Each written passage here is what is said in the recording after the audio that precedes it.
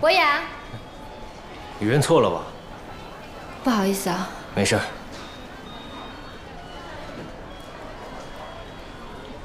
你去到各大媒體交代一下，如果有什麼不利的消息，也能及時壓下來。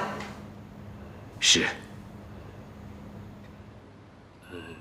老夫人，我覺得這件事情有些蹊蹺，應該是衝着邵夫人來的。別叫她邵夫人，她不配。趕緊把她給我趕出去。您先別激動。如果真的把她趕出顧家，會影響您和少爺的感情啊。就為了這麼一個女人，她還要跟我翻臉不成啊？你看看她幹的那些事兒。不過，說實話，老夫人，經過這一段時間的了解，我也認為邵夫人不是那種人。你們都是怎麼了，一個個的，讓她為了迷魂湯了？不是，老夫人息怒。不过，請您仔細的想一想，自從邵夫人嫁到顧家以後，一直都是本本分分的做人吶。如果她真的和別的男人有什麼事情，那麼這些照片又是什麼人拍的？又為什麼要送在您的手上呢？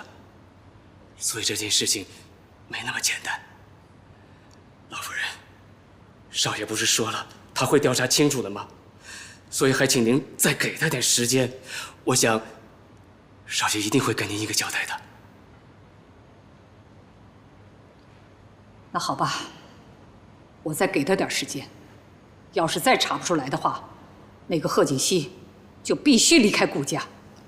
是。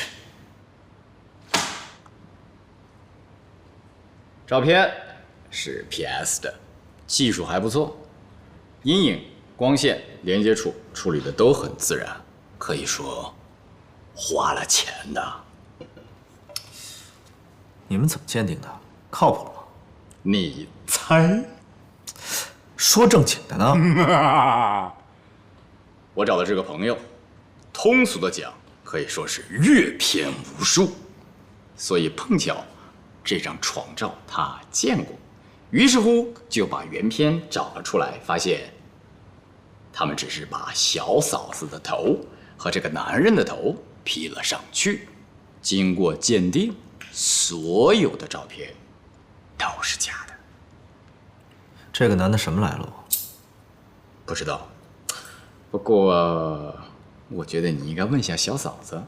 我覺得這些照片和這個賤男人有很大的關係。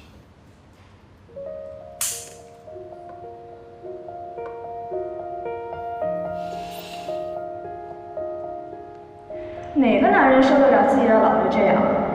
要是